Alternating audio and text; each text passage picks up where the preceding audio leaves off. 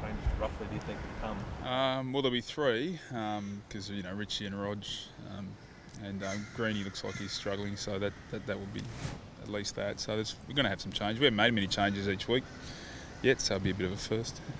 Do you err on the side you go with youth rather than experience? Well, we don't have a lot of experience, to be perfectly frank. I mean, most of the mistakes, and Luke McGuan still won't be available, so there's a few guys there, that won't be available. The older guys.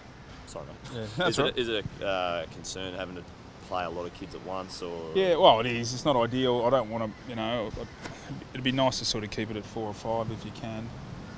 When you get to sort of 7 or so, you're starting to get a bit young, but sometimes you have to play who's available and who's best available. I mean, there's some kids in our 2s that are really playing well at the moment as well, so you have to reward them also. So there's a party that wants to look at the age analysis of your list, but you also want to reward form.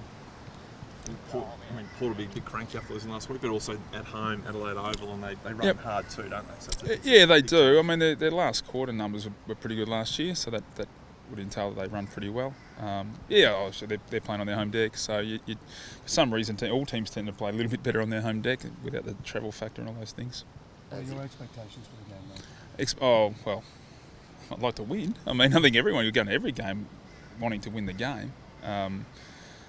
I'd like to see with more consistency in what we're doing. Our contested possession was a real worry last week. We went down 37. That's an uncompetitive number. So I would have thought if you're going back to basics, that number needs to improve, particularly in the ends of our ground. Our defensive 50 has been ordinary, so we've put on those guys to lower that number. I know it's early in the season. You're not pushing any panic buttons yet, I wouldn't think. But no. Obviously you'd be concerned about the way things are going. No, I'm not concerned at all, to be perfectly honest. I think we've only really had the one ordinary game, which is last week, and we looked like we lacked energy, which led to a lot of things going poorly. But no, we've been rather competitive up until that point, I think. Is it a struggle for you to keep the guys up, particularly the young guys, and keep yourself away? No, we've created a group that, win, lose or draw, we have the same mood throughout the week. I mean, I want to keep a very level group. I want us to be ridden by emotion from game to game. You've got your day or so to get over the exhilaration of the victory or the sadness of the defeat, but after that, the week's just business as usual. I don't walk around on Wednesday, Thursday still grumpy about a bad performance. The group's great, they're in really good spirits. And so we've got our challenges with injuries and so forth, and selection and those sorts of things, but every team has challenges.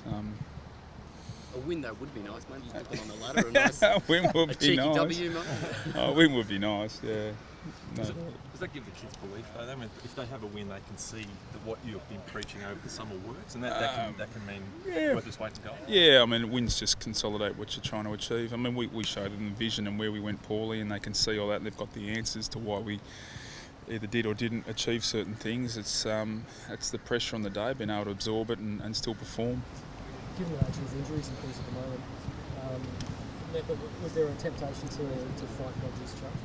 No, not at all. No. I mean, he made an error of judgment and has to suffer he and the team have to suffer the consequences of that.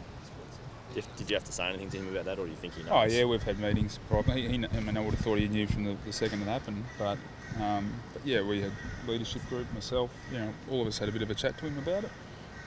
Obviously, he's very sorry. He's a good-natured guy, but as I said, error in judgment, snap decisions, and our game's about snap decisions under pressure. Whether you make the right decision or wrong decision, and that's just another one of those. You touched on that defensive 50 being sort of disappointing. Have you had extra sort of words with them this week? Is that sort of where the experience in your group comes from? Yeah, I mean, that's one area. I mean, I hate to isolate and just single out one particular group, but and that's sometimes, midfield group pushing back as well. It's not just the defenders themselves, but it's just one area where we just need to get a bit better. I mean, you lose the defensive 50 numbers, that possession results in a score most times. So that's how critical that part of the ground is. Richie, one of the season, what's his move like at the moment? He seems okay. Well, he goes in for surgery today. So, I spoke to him. He seems good. He's sort of, I guess, under the realisation of what he's got to go through. Obviously, he's very early doors of a long preparation for next year. So it's not easy. I've had one myself, and there's quite a few in this group that have. So he's got plenty of support around him.